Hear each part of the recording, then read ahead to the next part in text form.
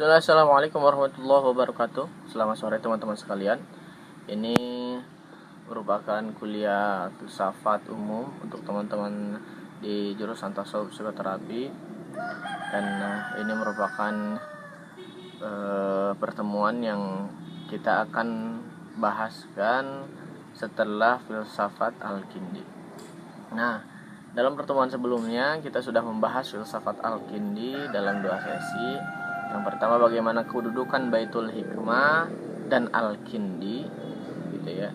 Jadi peradaban Islam itu sangat bertumpu, sangat berterima kasih sekali, dan sangat ditentukan sekali oleh keberadaan Baitul Hikmah, dan demikian pula dengan keberadaan Al-Kindi dalam konteks filsafat Islam. Karena jika tidak ada Al-Kindi, banyak naskah filsafat Islam itu tidak dipersiapkan ke dalam naskah filsafat Yunani tidak dipersiapkan ke dalam naskah filsafat Islam. Al-Kindi memberikan jalur kepada kita bahwa filsafat itu bisa duduk dengan harmonis dengan agama, seperti itu. Nah, kemudian setelah Al-Kindi, secara masa gitu ya, setelah Al-Kindi ada Al-Farabi, Abu Al-Farabi gitu ya. Jadi Al-Farabi ini bicara tentang mazhab Al-Farabi masih sebagaimana Al-Kindi, dia mengikuti peripatetiknya Aristoteles, seperti itu. Dan Al-Farabi sangat berperan penting menerjemahkan naskah-naskah Aristoteles, dan tidak hanya sekedar menerjemahkan, Al-Farabi juga mengoreksi dan memberikan keterangan-keterangan penting, gitu ya. Nah, keterangan yang diberikan oleh Al-Farabi ini pada gilirannya akan dibesarkan, gitu ya, mendapatkan kesempatan untuk menjadi sangat besar itu dalam pemikiran filsafatnya Ibnu Sina. Sekarang kita akan bicarakan tentang Ibnu Sina, mungkin dalam 2 sesi pertemuan ya.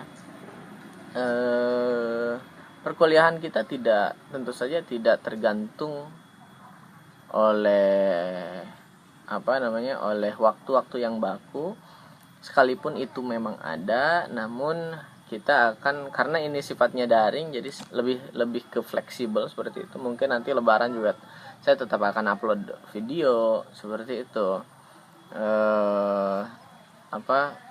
Cuman kita lihat saja nanti kemungkinannya seperti apa. Nah, dalam filsafat Ibnu Sina, gitu ya, peripatetik ini diperbesar, ya. Bahkan filsafat peripatetik Aristoteles itu mendapatkan puncak dalam dimensi Islam itu di Ibnu Sina, seperti itu. Nah, Ibnu Sina ini di Barat sendiri dikenal sebagai seorang ahli kedokteran. Kitab yang termasyhur dalam bidang kedokteran di Eropa tentu saja adalah Qanun fit Tibb, ya, atau ketika diterjemahkan ke dalam bahasa Inggris, kitab itu berjudul The Canon of Medicine. Kitab ini berjudul demikian untuk memberikan kepastian berkenaan dengan pemberian treatment atau pemberian obat atau penanggulangan kesehatan, gitu. Artinya bahwa kitab ini merupakan kitab kedokteran yang sangat mumpuni. Ini merupakan kitab kedokteran yang merupakan revisi habis-habisan dari perspektif kedokteran sebelum Ibnu Sina, yaitu kitab yang dipakai sebelum Ibnu Sina itu pada saat itu menggunakan kitab Galen, ya seorang pemikir namanya Galen. Itu direvisi sedemikian rupa, kemudian ditambahi dengan tajribat, penemuan dan eksperimentasi baru dari Ibnu Sina, sehingga dalam kitab itu banyak sekali penemuan-penemuan dan banyak sekali terobosan-terobosan dalam bidang medis yang dirintis oleh Ibnu Sina. Dan kitab ini bertahan selama 500 tahun sebagai kitab pegangan kitab standar pegangan di kampus di Eropa pada zaman Renaissance, seperti itu. Nah, Selain itu, Ibnu Sina selain dalam bidang eksak, dalam bidang eksperimentasi kedokteran, Ibnu Sina juga menggeluti bidang astronomi, gitu ya, fisika dan lain-lain, matematika juga Ibnu Sina geluti. Dan terutama dalam hal ini kita akan bicarakan konteks filsafat Islam. Nah, ada salah satu cuplikan autobiografi Ibnu Sina yang mengatakan bahwa saya sulit untuk memecahkan salah satu permasalahan yang ditinggalkan oleh Aristoteles.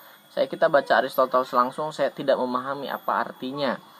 Namun saya sangat berterima kasih sekali ketika saya mampir ke sebuah toko buku, kemudian si penjual buku itu kemudian menawari saya sebuah kitab. Lantaran saya tidak membawa uang yang cukup, saya tidak mencari kitab dan membeli kitab. Saya mampir ke sana hanya untuk nanya-nanya. Saya hanya untuk lihat-lihat. Tapi kata si penjual kitab, ambillah kitab ini dan belilah dengan harga yang yang penting kembali modal, seperti itu. Istilahnya seperti itu. Kemudian saya ragu-ragu, ini kitab pentingkah atau apa gitu ya. Kemudian kata si penjual kitabnya itu, ambillah kitab ini karena pemilik sebelumnya itu istilahnya itu pemilik sebelumnya sayang terhadap kitab ini, namun karena kebutuhan akan keuangan sehingga kitab itu terpaksa untuk dijual kepada dia. Maka si tukang buku ini karena memang melihat juga Ibnu Sina sangat tertarik sekali terhadap pengetahuan, sebagaimana kita tahu ini di masa mudanya Ibnu Sina ya. Nah, dengan terpaksa juga Ibnu Sina membeli kitab itu, gitu ya, tanpa tahu isinya apa. Setelah Ibnu Sina membacanya, kemudian Ibnu Sina menulis dalam autobiografinya itu, saya sangat berterima kasih terhadap tulisan ini. Ternyata tulisan ini atau kitab itu adalah kitab yang ditulis oleh Al-Farabi berkenaan dengan permasalahan yang ditinggalkan oleh Aristoteles. Al-Farabi memberikan catatan kritis dan dia memberikan syarah yang memadai sehingga terbukalah permasalahan ini bagi saya. Setelah saya membaca itu, saya tidak pernah lagi menemukan kesulitan untuk membaca Aristoteles. Jadi sebagai interpretator Aristoteles, Al-Farabi itu sangat penting untuk membesarkan Ibnu Sina. Ya, katakanlah Ibnu Sina yang kita kenal bukan saja seorang saintis, namun juga seorang filosof yang andal. Ya. Kenapa Ibnu Sina dikatakan sebagai filosof peripatetik yang terbesar dalam peradaban Islam? Ini tidak lepas dari pengaruh dan kitab yang ditinggalkan oleh Ibnu Sina. Ibnu Sina sangat berpengaruh sekali bahkan setelah kematiannya, gitu ya. Dan pada masa kehidupannya Ibnu Sina sangat berpengaruh karena prestasi eksaktanya itu, prestasi kedokterannya itu. Pada usia 18 tahun, 17 tahun. Pada usia 17 tahun Ibnu Sina sudah menjadi dokter pribadi kerajaan. Usia 17 tahun. Dan Ibnu Sina mengatakan, sebelum usia saya 20 tahun saya sudah mencerna, klaim Ibnu Sina sudah mencerna seluruh bidang pengetahuan, itu filsafat dan banyak cabang filsafat yang lain, sehingga semua karya yang ditinggalkan oleh Ibnu Sina adalah hasil dari pembacaan setelah dia mencapai usia 20 tahun. Setelah itu dia tidak lagi baca kitab, dia nulis kitab. Ibnu Sina meninggalkan tulisan yang sangat banyak. Salah satu kitab filsafat terbesar sampai saat ini adalah kitab Asy-Syifa, mencakup 10 volume. Asy-Syifa itu bicara tentang fisika, metafisika, matematika, astronomi, psikologi, kemudian logika, dan banyak lagi ilmu-ilmu lain yang kemudian Ibnu Sina bahaskan di dalam kitab ini. Kitab Asy-Syifa merupakan kitab kanon, kitab kanonik yang berisi kitab ensiklopedis lah ya, yang berisi disiplin filsafat, yang tentu saja signifikansinya lebih besar daripada para filsuf sebelumnya, karena Ibnu Sina sangat fokus sekali dalam kitab Asy-Syifa itu. Hanya saja para sarjanawan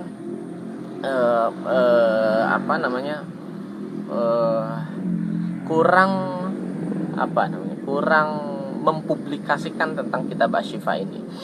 Bahkan di Islam sendiri itu sering sekali ada kekeliruan anggapan bahwa kitab filsafatnya Ibnu Sina itu adalah kitab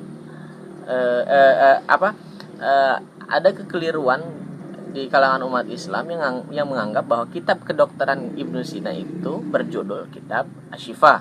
Asy-Syifa itu dianggap kitab kedokterannya Ibnu Sina. Padahal kitab kedokteran Ibnu Sina adalah Qanun fit Tibb, sementara kitab Asy-Syifa adalah kitab filsafatnya Ibnu Sina, berdurasi 10 jilid, gitu ya. Karena Ibnu Sina sendiri di fase-fase akhir kehidupan Ibnu Sina, karena Ibnu Sina sendiri tahu bahwa 10 volume ini terlalu luas sekali cakupannya. Kemudian Ibnu Sina meringkas kitab ini dalam Isyarat wa At-Tanbihat, berdurasi hanya 4 jilid. Berkenaan dengan jilid pertama dia bicara tentang logika, jilid kedua dia bicara tentang fisika, jilid ketiga dia bicara tentang metafisika, dan jilid keempat, dan ini yang sangat menarik sekali, dan ini akan mengantarkan kita kepada tasawuf, doktrin filsafat mistisisme Ibnu Sina. Yang keempat bicara tentang mistisisme. Jadi Ibnu Sina sudah memberikan jalan melalui filsafat itu untuk menjangkau ranah mistisisme atau tasawuf dalam dunia Islam.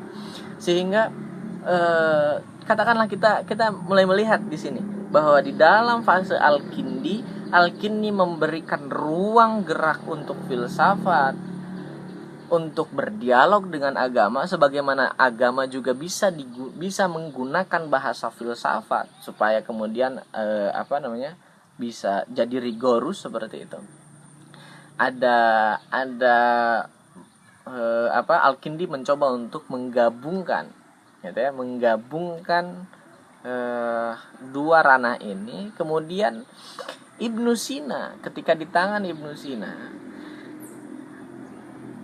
paradoks ini, katakanlah paradoks gitu ya, karena banyak orang yang menganggap bahwa akal atau rasionalitas itu tidak selalu tidak akan bertemu dengan dogma atau dengan doktrin, dengan agama, gitu ya. Karena dua hal ini adalah sesuatu hal yang berbeda, tidak bisa bertemu. Bahkan rasionalitas seringkali gagal untuk mencapai jalan, untuk mencapai Tuhan.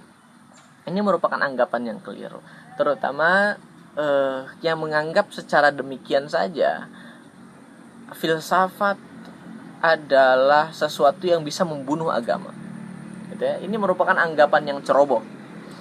Ketika ada orang yang mengatakan bahwa filsafat dapat membunuh agama, ini adalah anggapan orang yang ceroboh. Sekalipun anggapan orang itu didasarkan pada kitab Tahafutul Falasifah yang ditulis oleh Al-Ghazali beberapa puluh tahun setelah Ibnu Sina. 50 tahun setelah Ibnu Sina, Imam Al-Ghazali menulis sebuah kitab Tahafutul Falasifah untuk menyerang struktur dasar filsafatnya Ibnu Sina, karena ada hal-hal yang menurut Imam Al-Ghazali ini berbahaya untuk umat, sehingga ada banyak orang yang kemudian menganggap filsafat itu sesat dan tidak bisa digunakan untuk jalan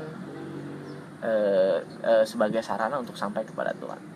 Padahal kita tahu di dalam Al-Munqiz Minadh Dhalal, Imam Al-Ghazali menulis kitab Tahafutul Falasifah. Imam Al-Ghazali menulis dua kitab. Yang pertama Maqasidul Falasifah, yang kedua adalah Tahafutul Falasifah.